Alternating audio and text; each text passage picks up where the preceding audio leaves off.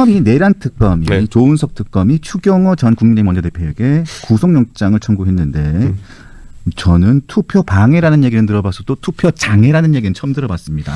어제 김재섭 의원이 제가 먼저 글을 올리고 김재섭 의원이 어제 페이스북에 글을 올렸는데 정말 깔끔하게 썼더라고요. 뭐냐면 본인이 어쨌든 그날 개업날 반추에 보면은 투표에 장애가 되는 유일한 요소는 경찰이었다. 예, 경찰이 들어가는 거 막았으니까 저도 경찰이 들어가는 거 막았거든요. 경찰을 탓해야지 왜 그러면 그거를 그리고 냉정하게 의총 장소를 이제 본회의장이 아니라 예결위장으로 잡고 이런 게 문제가 된다면요. 어제 추 대표도 한번 얘기했던데 예결위장이 뭐냐면 국회에 가면은 이거 국회에 안 가보신 분들은 잘 모르겠지만 국회 본 건물 그 뚜껑 있는 건물 그 초록색 뚜껑 있는 건물에 그 2층에 보면은 본회의장 3층이구나 본회의장이 있고 그리고 그 반대편에 예결위의장이 있습니다. 그렇죠. 바로 앞이잖아요. 이게 뭐냐면 예전에 우리 국회가 상하원을 할 걸 대비해가지고 하원 회의장이 지금 이제 본회의장이고 한 100명 정도 들어갈 수 있는 상원 회의장을 만들어 놓은 게 상원이 없으면서 예결위 회의장이라는 걸로 쓰이는 거예요. 예결위가 인원이 많다 보니까. 그런데 말 그대로 바로 건너편 방이에요. 바로 건너편이죠. 근데 거기 원래 국민의힘의 의원 수가 한 100명 정도 되다 보니까 거기서 의총을 많이 해요. 예전에 유명한 저랑 이제 제가 가가지고 그 윤석열 대통령이랑 싸울 때 가가지고 연설하고 했던 데도 거기에 예결위 회의장이에요. 맞아요. 예. 그러니까 예결위 회의장에서 해서 투표를 방해하려고 했다라는 거는 사실 말이 안 되는 거거든요. 예. 할 거면 저 멀리 밖에 가야지 왜 건너편 방으로 가냐 본회의장에서.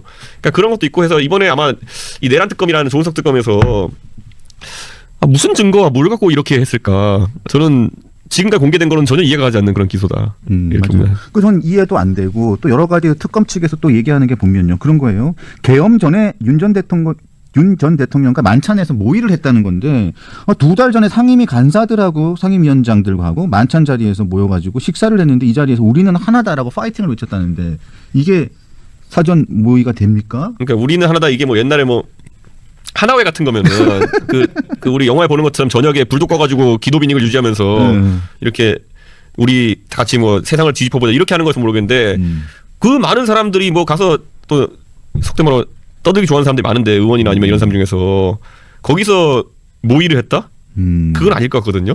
저는 윤석열 대통령 제가 엄청 싫어하면서도 한편으로는 저는 윤석열 대통령이 한 10마디 하면요 한 5마디는 술주정이 있거니 하고 넘겼어요. 그러니까 뭐 이상한 얘기 많이 하거든요. 저한테 저 처음 만난 날부터 부정선거 얘기하고 다 잡아놓겠다 그러면 이런 얘기해서 또 술 먹고 이상한 소리 하는 거야 이 정도로 저는 보는데 그거를 다 이제 진지하게 받아들이는 사람도 있겠지만은 제가 생각엔 오히려 추경호 대표라든지 아니면은 뭐 김기현 대표나 이런 분들 좀 그 윤석열 대통령이 만나서 얘기해 분들이면요 한 반도 아니야 7할은 그냥 해보는 소리가 많거든요 윤석열 대통령이. 예. 그렇기 때문에 이거를 증거로 삼으려면은 거기 갔던 사람들이 전부 다 그렇게 느꼈냐부터 해서 따질 게 많거든요. 그렇죠. 예. 근데 저는 좀 의아합니다 이거는. 그리고 한동훈 전 대표도 어제 입장을 냈어요. 네. 이게 투표를 방해했다. 뭐 이런 부분에 대해서 가지고 지금까지 알려진 특검 수사 결과를 볼 때 추 의원 등 우리 당 의원들이 계엄을 사전에 알거나 도왔다는 증거가 없다. 그래서 추 의원에 대한 구속영장은 적법 절차에 따라 기각돼야 한다. 본인이 이렇게 밝혔어요. 뭐 체포 동의안과 관련해 가지고 법무부 장관으로서 당시 한동훈 대표가 타율이 좋지는 않았지만은 뭐 이재명 대통령 넣겠다고 했는데 못 넣었잖아요. 그런데 지금 이 상황에 있어서는 그래도 원론적인 말 한 거로 보인다. 예, 이렇게 보이고요. 다만 이제 그 말 듣고 추경호 대표가 그렇게 좋아할지는 모르겠네요.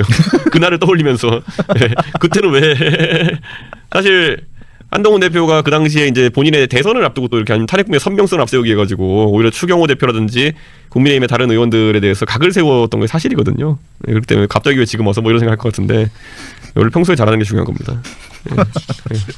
그래요. 근데 지금이라도 일단 이렇게 이야기를 해줬습니다. 왜냐하면 책에 이 한동훈 전 대표 책을 또 이 특검이 책 내용을 가지고 또 추경호 대표에게 구속영장을 치는 하나의 그 근거로 잡았단 말이에요. 책에 별 내용을 다 써놨나 보네 진짜.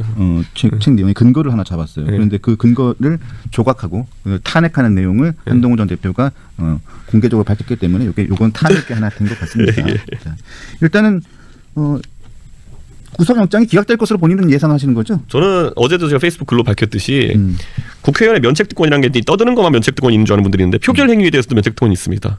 예를 들어 제가 어떤 표결을 하든지 간에 그걸 제가 정치적으로 비난받을 수 있어도 그것 때문에 형사처벌이 되면 안 되는 거거든요.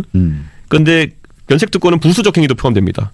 그러니까 예를 들어 제가 국회에서 어떤 발언한 거에 대해서 면책이 되면은 그것에 대한 보도 자료를 내는 것도 면책이 되고 이렇거든요. 마찬가지로 그러면 표결하는 것과 표결하면서 누구랑 상의하는 것도 저는 면책이 된다 보거든요.